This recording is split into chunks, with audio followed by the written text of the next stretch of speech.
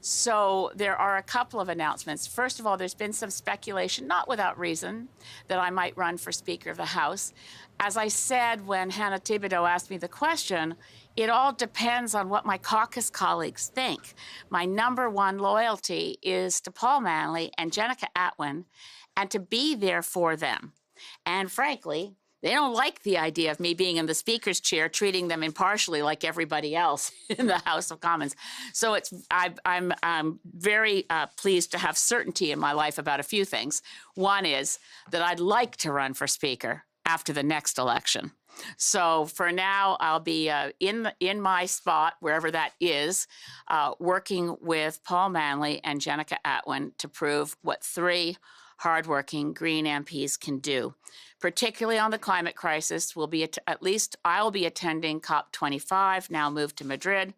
Je suis absolument engagée, comme toujours, d'agir contre l'urgence climatique. On doit le faire. The other thing that I want to make very clear is that I am at last able to announce something clearly that many of you have suspected, because I've hardly hid the fact that I anticipated that after the 2019 election, I would not be continuing as leader of the Green Party.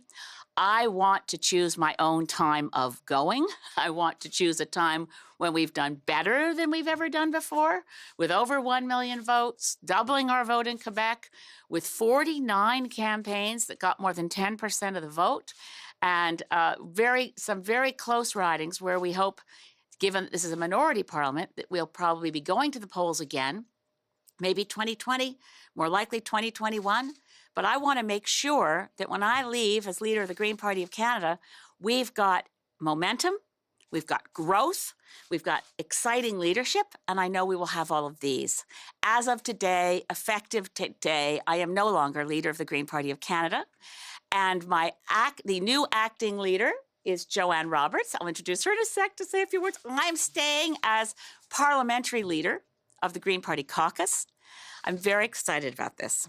I wanted to choose a moment when we had had a lot of success before leaving.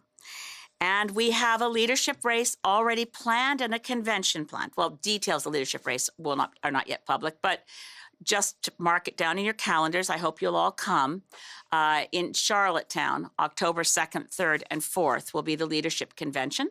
And so by October 4th, 2020, Canadians will know who the best choice is going into an election campaign, that the Greens will have a new leader, a large and invigorated membership, with me still running, but not as leader.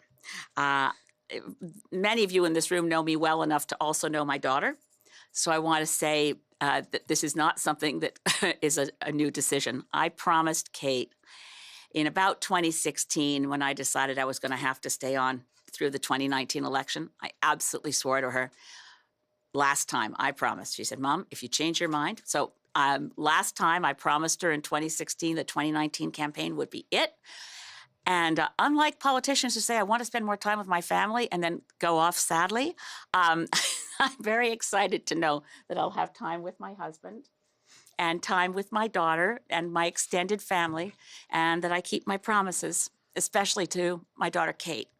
So maintenant, je suis tellement heureuse parce que nous avons le moment de passer un flambeau vers quelqu'un nouveau comme le prochain chef. Et maintenant, pour le période d'intérim, mon cher ami et collègue, Joanne Roberts, is now chef de Parti Vert the de head Canada. of the Green Party of Canada. Joanne, here you go.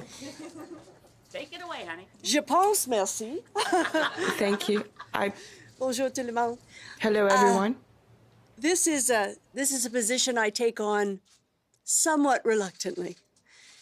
I joined the Green Party after a long career as a journalist because of Elizabeth May. So it is very difficult to think that even on an interim basis that I would try and fill her shoes. So I think I'll just try and keep the shoes in place while we prepare for a leadership race. We're getting an outpouring, because we told our membership before we came here, of love and support for Elizabeth May. This is a woman who came in with a group of political activists and created a national party that could hold its own on the national stage, and she has ignited a movement across this country. And for that, I know that Green Party members are forever grateful, but I do believe Canadians are grateful. So there'll be a lot more time for us to pay tribute to Elizabeth. For now, in the Green Party, the focus is to start the search for the person who will take the Green Party into the next stage.